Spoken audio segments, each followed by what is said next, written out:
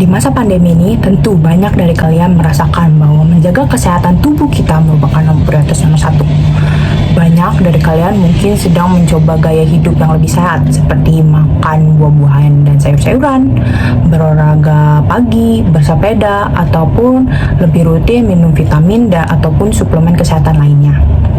Tapi sebenarnya ada salah satu cara lain loh yang kalian mungkin gak kepikiran. Kalian penasaran gak?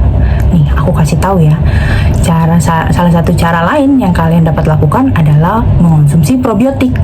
Nah, kalian pernah mungkin familiar dengan probiotik karena probiotik ini sering disebut sebagai bakteri baik. Nah, kalian penasaran gak sih kenapa sih probiotik itu sering dikatakan sebagai bakteri baik?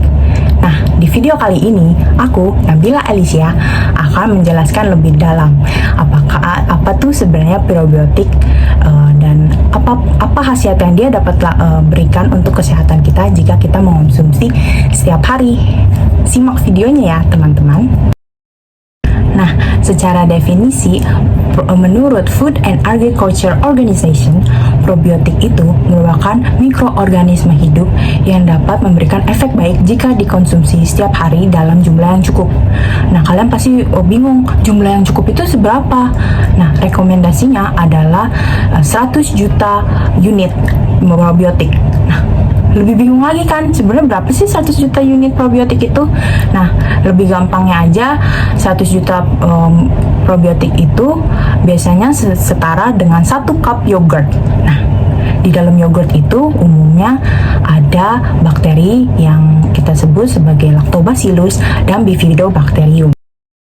Sebelum aku lebih dalam menjelaskan mengenai probiotik, aku mau jelasin dulu nih bagaimana saluran pencernaan kita bekerja dan bagaimana kondisinya. Di atas aku udah tampilin gambaran yaitu usus halus manusia. Di dalam saluran pencernaan manusia, khususnya juga usus halus kita, terdapat berbagai macam jenis mikroorganisme hidup. Kalian tidak perlu khawatir karena hal ini sangat normal untuk setiap manusia. Dan sebagian besar dari mikroorganisme ini juga turut membantu proses pencernaan makanan. Namun sebagian kecil juga dapat menyebabkan penyakit. Nah, golongan yang dapat menyebabkan penyakit kita sebut sebagai patogen. Mengutip dari jurnal ilmiah yang dibuat oleh Rebecca Martin dan kawan-kawan, mereka menyebutkan bahwa kesetimbangan jumlah dari mikroorganisme di dalam saluran pencernaan kita sangat mempengaruhi kondisi kesehatan tubuh kita. Jadi, kalau saluran pencernaan kita sehat, tubuh kita juga ikutan sehat. Nah, disinilah kerja probiotik. Probiotik ini dapat menjaga kesetimbangan dari jumlah mikroorganisme itu dan juga mencegah infeksi. Nah, probiotik itu punya berbagai macam cara untuk mencegah serangan patogen dan menjaga kesehatan tubuh kita. Cara yang pertama adalah probiotik ini setelah dikonsumsi dapat hidup dan tumbuh di lapisan usus halus kita. Nah, hal ini menyebabkan menyebabkan patogen tidak dapat tumbuh karena mempersulit mereka. Ibaratnya ada kompetisi. Nah, di kompetisi itu mereka harus duluan nih duduk. Nah, kalau misalnya probiotiknya udah duduk duluan di lapisan usus kita, patogen nggak punya tempat duduk lain dan dia pada akhirnya nggak bisa tumbuh deh di dalam tubuh kita dan akhirnya mati dan kita pun sehat. Nah, cara kedua adalah probiotik ini dapat memicu sistem imun kita. Nah, probiotik ini dapat menstimulasi produksi komponen imun yang kita sebut sebagai antibodi immunoglobulin A.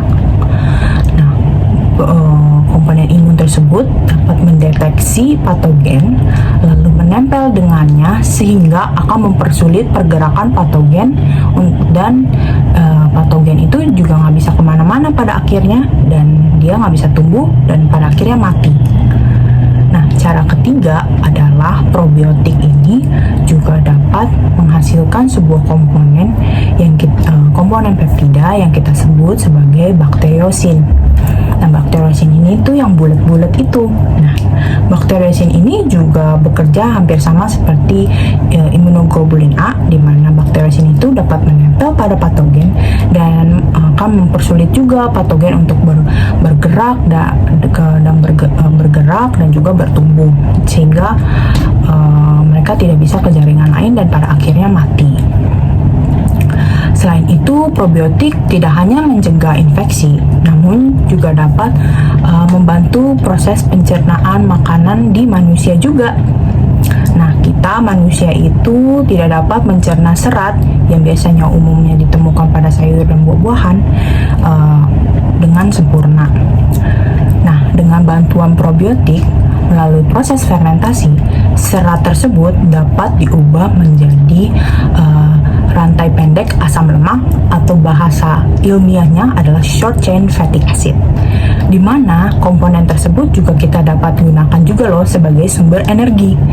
Jadi kita bisa mendapatkan energi lebih banyak, tidak hanya dari protein, karbohidrat, ataupun lemak. Nah, jadi kalian udah lihat kan betapa hebatnya kerja makhluk kecil itu dalam menjaga kesehatan tubuh manusia. Jadi, jangan sampai kelewatan lagi ya sama khasiat probiotik, dan jangan lupa juga untuk minum atau makan probiotik setiap hari.